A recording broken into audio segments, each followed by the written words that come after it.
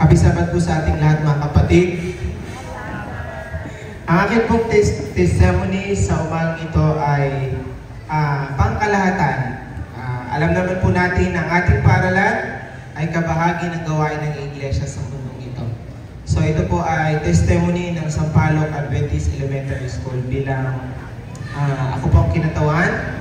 Nais ko pong i-share for the month of November. Ating pong paaralan ay pinagpala ng Panginoon. Sa mga estudyante na ating nakakasama, sa mga magulang na patuloy na sumusuporta, at sa mga batang ginagamit ng Panginoon. Ang recent na pagpapala po ng ating paaralan ay bahagi ng ating mga anak sa academics, sa kanilang pangkabuang kalagayan. Ating pong mga estudyante ay atin pong isinasali sa mga competition. At kami po ay tuwang-tuwa sa mga batang ito.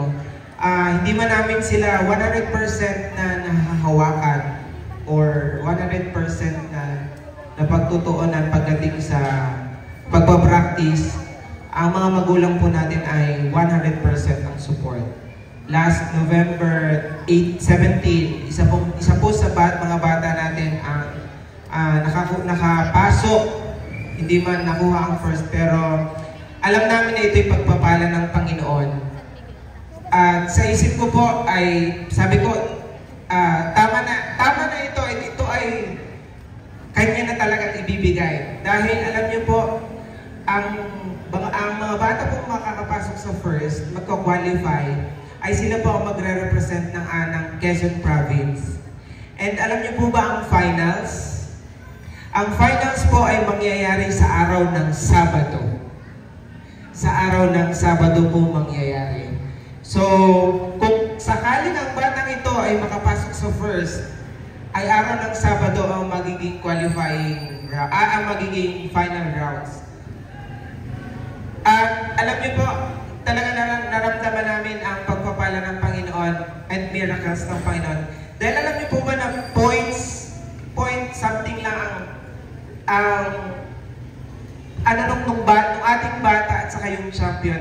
And alam niyo po, isa sa siguro talagang nung binigay ng Panginoon, tinanong ko yung bata personally, sabi ko, kasi action po ang nakalimutan niya, yung action niya sa pagkanta, sabi ko, bakit di ka nag-action? Alam niyo po ang sagot niya? Nakalimutan ko. Pero meron pong doon sa unahan, may nagsising niya sa kanya, mag-action siya. Ang sagot niya, nakalimutan ko. So sabi ko, pagpapala ng Panginoon to. Hindi niya man ibinigay ang first, alam niya na Sabado ang magiging championship. And for sure, hindi talaga aalaw ng Panginoon yun. And doon sa experience ng bata, sabi ko talagang God works in mysterious ways. Isang miracle. And ang pagpapalang pong ito ay dala-dala ng ating paaralan and pinipraise po namin ng Panginoon. Another one, recent lang po, last November 20, noong November 23, nag-qualify po ang isa nating estudyante to represent the Quezon Province in the Quezon-wide Quiz Bee. And noong November 28 po, nakasama namin siya sa South Central Luzon Conference.